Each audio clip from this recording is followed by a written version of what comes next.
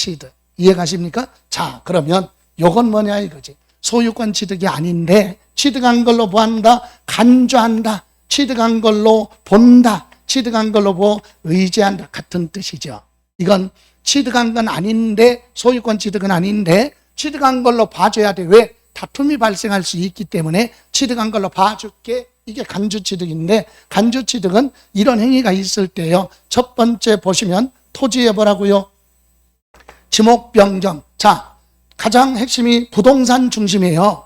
우리는 이런 뜻이 있어도 자동차 같은 거 기억하는 게 아니라 부동산 세법은 부동산 중심으로 설명을 듣더라도 부동산 중심으로 이해를 하시면 되고, 여기서도 요 두 가지가 필수다 이거지. 그러면 첫 번째 토지예보 지목변경. 여러분 저번 주에 금요일 날 공부하실 때 공시법 공부하셨죠? 거기 지적에 관한 법률 공부할 때 이 토지의 땅이 나오죠. 그죠? 토지에 대해서 우리나라 땅은요, 공간정보구축 및 관리에 관한 법률에 어디에 땅을 이용할 것이냐에 따라 땅의 이름을 정해놨어. 그걸 지목이라고 하죠. 20몇 가지, 8가지. 전답, 과수원, 목장용지, 임야서부터 28번째 잡종지까지 28가지 땅의 지목이 있죠. 예, 그 지목이 우리나라는요, 땅이 국토가 좁은데 토지가 국토가 좁으니까 땅에 대해서 지목이 뭘로 되어 있느냐, 용도 지역이 어디에 있느냐에 따라 가격 결정에 가장 큰 영향을 줍니다. 그래서 지목이 정해져 있는데 지목 변경으로 가액이 증가됐다. 무슨 말이냐? 보세요. 제가 이와 같은 임야를 샀어요. 취득. 오래전에 취득했어요. 임야. 그런데 이 임야의 토지 가격이, 공시 가격이 개별 공시지가가 1억이라고 합시다. 이 토지 이만큼 내가 취득했어요. 오래전에 취득해서 내가 뭐하고 있어요 지금? 소유하고 있어요. 요번에 취득한 게 아니라 옛날에 취득해서 가지고 있어. 가지고 있다가 불법이든 합법이든 간에 뭐를 해요? 개간을 해서 나무 벌채하고 정지 작업을 해서 뭘로? 임야를 농사 짓는 뭘로? 전이나 답으로 형질 변경 공사를 했다 이거죠. 이게 개간이야. 그죠? 어떤 분은 임야 이거 마음대로 개간해서 이거 전답이 되는 거 아닌데요, 허가가 안 나오는데요. 우리 세법은 뭐라고 그랬어요? 허가 여부 따지지? 안 돼. 그런데 했어. 그럼 세금 내. 이해가세요? 불법인데도 그냥 했어. 자, 그래서 뭘로 바뀌었어요? 전답. 생각해봐요. 임야했을 때하고 전답했을 때 토지 가격 어떤 게 비쌀까? 왜? 이유가 있죠. 얘는 수익이 발생하지 않는 땅이지만 얘는 토지 가격이라 별도로 수익이 발생하죠. 예? 그러니까 당연히 가격이 비싸질 수밖에 없지. 그래서 전답으로 바꿨더니 시장 군수가 인근의 다른 사람의 전답을 비교해서 가격을 결정해줘. 그게 뭐예요? 시가 표준액이다. 개별 공시지가. 그래서 1억 2천만 원짜리가 됐어요. 자, 지목 변경하기 전에 얼마짜리 땅이 1억짜리가 지목을 변경했더니 얼마? 1억 2천만 원이 됐다면 증가된 거 얼마? 2천만 원. 자, 요거 분석해봐요. 요번에 땅 샀어요? 새로 땅 샀냐고. 아니잖아. 원래 내 거야. 공사를 해서 이렇게 바꿔놨더니 무늬만 바뀌었더니 가격이 어떻게 됐어? 올랐어. 그럼 이것도 부한 걸로 봐라. 취득한 걸로 본다. 이게 간주취득이에요. 지목 변경으로 뭐가 증가했어요? 가액이 증가, 가격 증가. 그럼 증가된 것도 뭐 내라?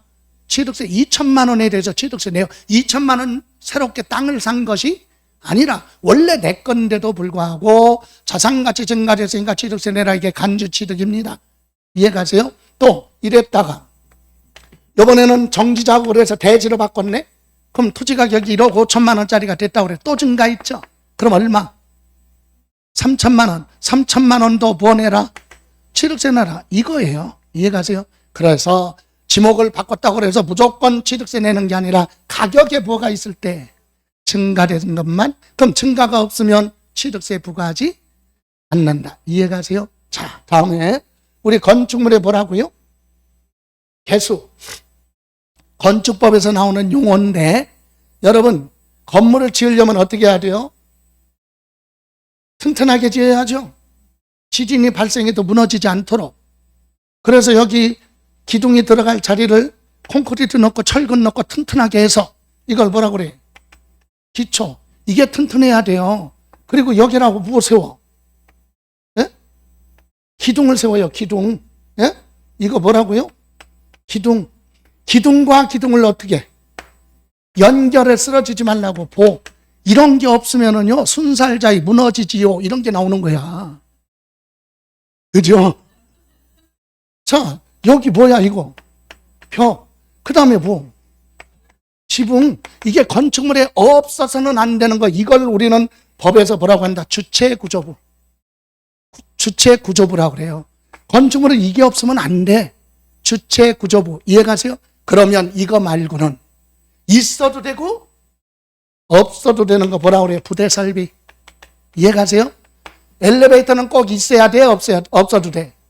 없어도. 이게 아니잖아. 주체구조부가 아니잖아요. 그럼 나머지 엘리베이터는 있어도 되고 없어도 돼. 이런 걸 뭐라고 그래요?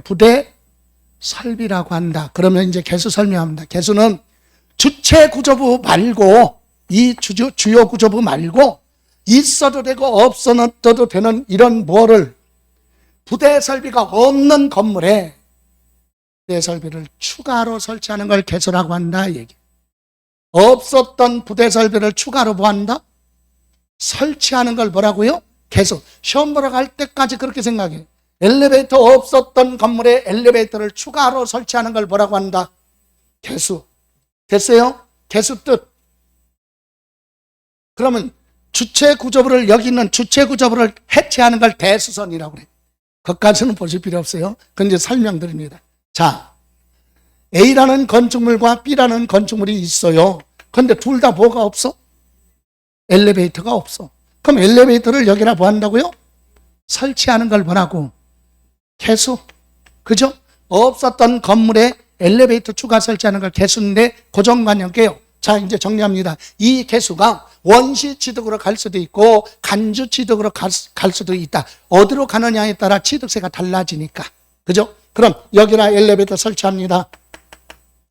자, 그러면 이 건물의 면적 증가가 있어요, 없어요? 면적은 그대로야. 엘리베이터 설치했더니, 엘리베이터 설치할 때 건물 가격이 100억인데 엘리베이터 설치했더니 110억짜리가 됐다. 자산 가치가. 그럼 증가된 거 얼마? 10억. 가격 증가죠. 이게 간주 취득이야. 개수로 인하여 면적이 아니라 뭐? 가격이 증가된 걸 뭐라고 한다? 간주 취득. 그래서 증가된 거 뭐 내라? 취득세 내라. 그런데 고정관념 깨야죠. 법이니까. 여기다가 엘리베이터 설치했어. 그럴 수 있잖아요. 그랬더니 어떤 분은 이거 불법인데요. 괜찮아. 이해가세요? 안 돼. 근데 했다? 자, 그럼 봐요. 면적이 뭐였어요? 증가. 이 부분은 무슨 취득? 원시 취득이 되니까 증축. 그러면 여기서 얘기하는 가시라고 하는 것은 반드시 면적은 그대로인데 가격이 뭐한 거, 증가된 거 뭐 내라? 취득세 내라. 이해가세요? 증가된 거 얼마? 10억이면 10억만큼 취득세를 내라. 이 얘기입니다. 이해가세요? 소유권 취득 아니죠? 원래부터 내 거니까. 이해가세요? 자, 또 차량 등의 뭐라고요? 종류 변경. 그냥 용어만 보세요. 구조 등을 바꾸는 거, 자동차 같은 거 구조 바꾸는 거, 선박 같은 거 구조 변경할 수 있죠. 돛담배 선박 있으면 바람 불어야 가겠죠. 태풍 불면 못 가. 불편하죠? 그래서 어떻게 돛담배 가지고 있다가 돛을 없애버리고 엔진으로 교체했다니까. 이게 뭐야? 구조 변경. 그걸 뭐라고 그래요? 종류 변경. 선박의 크기는 그대로인데 엔진을 설치했더니 선박 가격이 뭐였어요? 전부 다 가격 증가. 취득으로 보겠다. 이해가세요? 그래서 이건 부동산이 아니니까 크게 신경 쓸 건 아니지만 용어 정도는 가자. 종류 변경하면 구조 등을 바꿨다. 과점주주. 여러분, 과점주주는요. 자, 여기 보실래요? 과점주주 그러면은요. 주식을 가지고 있는 사람은 회사의 주인이니까 주주. 과점은 일정 비율을 초과 이 뜻이거든요. 그러면 우리 지방세법에서 나오는 과점주주라고 하는 것은 이런 요건을 다 모했을 때만, 충족했을 때만 무슨 주주? 과점주주라고 한다. 그럼 그 과점주주 요건이 뭐냐? 첫 번째, 증권거래소에 상장이 안 된 비상장부 법인의 무엇을 주식을 취득하라. 상장법인이 아니라 비상장법인의 주식을 취득합니다. 그러면 두 번째, 주식을 취득할 때도 정해져 있어요. 기존 주주가 가지고 있는 주주로부터 간접적으로 주식을 취득하든가, 상장이 안 됐으니까 우리 사주죠. 예, 우리 사주 사원들이 가지고 있는 주식을 취득하든가, 아니면 회사를 설립하고 나서 추가로 주식 발행하는 걸 뭐라고 그래요? 증자라고 합니다. 증자는 자본금이 뭐했다? 증가했다는 얘기예요. 자본금이 뭐죠? 종잣돈. 그죠? 예. 남의 빌려온 거 말고 순수한 자기 돈, 그게 자본금이에요. 자본금이 증가한다. 무슨 말이냐? 회사에서는 뭐 발행하면? 주식이 뭐야? 종이쪽지잖아요. 실은. 종이쪽지 발행하고 뭐가 들어와? 돈이 들어와. 그럼 종잣돈이 늘어나죠. 그래서 자본금 증가를 두 글자로 뭐라 그래요? 증자. 그럼 주식을 소각해서 사서 없애버릴 수도 있죠. 그걸 뭐라 그래요? 자본금 감소. 예, 고구마 동생 뭐라고 하느냐? 감자라고 한다. 증가는 증가, 감소된 건 감자. 그럼 증자, 이거는 회사를 뭐하고 나서, 설립하고 나서 그 다음에 주식 발행하는 거 취득했다. 그게 증자예요. 이렇게 해서 주식을 뭐하라? 취득해야 된다 이 얘기예요. 그럼 이거 말고 취득하는 방법이 있나? 있지. 뭐 하나 있어요. 회사 뭐 할 때, 예? 법인 뭐 할 때, 설립할 때. 특권자본제도다. 그래서 상법에는 회사가 발행할 총주식의 4분의 1 이하를 주식을 발행하도록 되어 있어요. 그럼 처음에 회사를 뭐 할 때? 만들 때 주식 발행해. 그런데 여러분이 주식을 샀어요. 그럼 여러분 돈이 회사에 들어와. 그럼 여러분이 회사의 주인이죠? 여러분 돈 가지고 뭐 사? 부동산 사. 그리고 여러분이 준 돈 가지고 뭐 내? 취득세 냈어. 그럼 여러분이 다 취득세 냈잖아.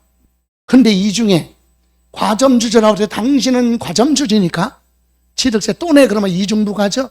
그래서 안 된다. 위헌소지가 있기 때문에. 그래서 설립시 취득해서 무슨 주주? 과점주주가 됐다. 이럴 때는 취득세 내지 마라. 과세하지 않는다. 요거 기억하시면 돼요. 그러니까 과점주주 그러면 딱 하나 이거 기억나가는 거예요. 무슨 설립할 법인? 설립시 과점주주는 취득세 납세 의무가 없다. 좋아요. 이제 세 번째. 이렇게 주식을 취득해서 얼마만큼 가지고 있을 때 과점주주라고 하느냐? 법인이 발행한 총주식의 몇 프로? 50% 초과했을 때 과점주주야.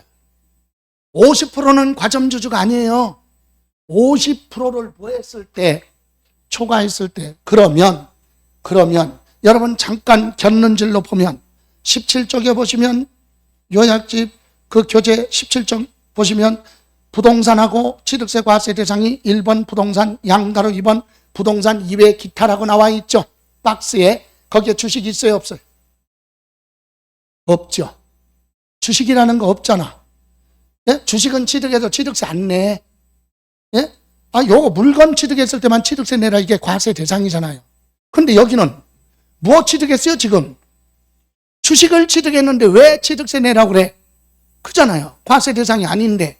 주식을 취득했지만 회사가 가지고 있는 자산 중 무엇을? 부동산 등을 뭐만큼? 비율만큼 취득한 걸로 본다. 그게 간주취득이야.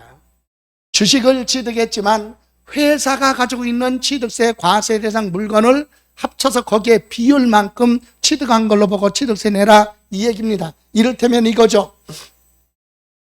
회사의 자산이 100억이라고 그래봐. 얼마요? 여러분 자산이 뭐야? 이거는 회계 용어인데 빌려온 돈, 남의 거, 내 거, 갚을 거 다 합쳐서 돈 값어치 있는 걸 합쳐서 자산이라고 그래요. 이건 의미가 사실은 없어. 예? 여기서 남한테 모았고 갚을 거 빼면 나머지 그게 자본금이에요. 그게 순수한 자기 돈이죠. 제가 33년 강의를 하고 있으니까 돈을 꽤 벌었을 거 아니에요. 옛날에는. 그죠? 그래서 돈을 많이 벌었어. 우리 집사람한테 물어봤어. 우리 집 재산이 얼마나 되냐? 대략 물어봤더니 한 100억 정도 된대. 그래? 대출은 얼마인데? 99억이래. 자산은 100억인데 갚을 게 얼마야? 그거 빼면 그게 순수한 우리 돈이지. 그죠? 그러니까 이건 아무 의미가 없어. 그런데 보세요. 회사가 100억의 재산을 가지고 있는데 여기에는 부동산도 있고 차량도 있고 기계장비도 있고 광업권도 있고 전세권도 있고 남의 부동산 임차권도 있고 특허권 같은 것도 있다고 합시다. 이렇게 합쳐서 얼마야 다? 100억. 그중에서 취득세 과세 대상만 골라. 부동산 취득했으면 취득세 내고 자동차 취득했으면 취득세 내고 기계장비 취득세 내.